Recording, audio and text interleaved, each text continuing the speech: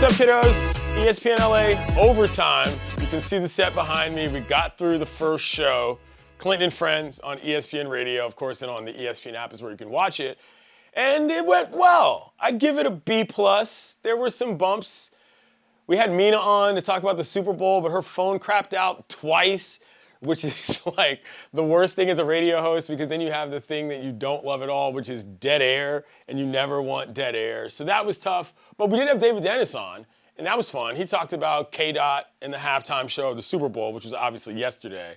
And my favorite part, well, I'll talk a little bit about the Super Bowl more. My favorite part, though, was reading the mean tweets.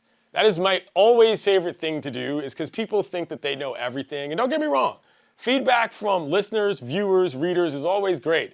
But the idea that anybody they don't know or they haven't heard of is automatically a clown who doesn't know what they're talking about, and they're telling you this from behind their keyboard, is the funniest thing in the world. So that always makes me feel like I am appreciated enough to be hated on, which is what you're going for. Now, as for the Super Bowl, like I said, the game was boring, but the halftime performance, I thought, was up there on a level of performances that you can almost take it outside of the Super Bowl, and people are going to remember what that was for years. You think about Grammy performances, you think about other sort of venues where people do things in sports games or performance shows, and that one is going to be up there. Sam Jackson coming out?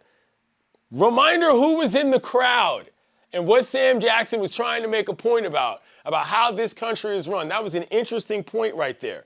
Also, and this was, I could have talked about this for 2 whole hours in a row.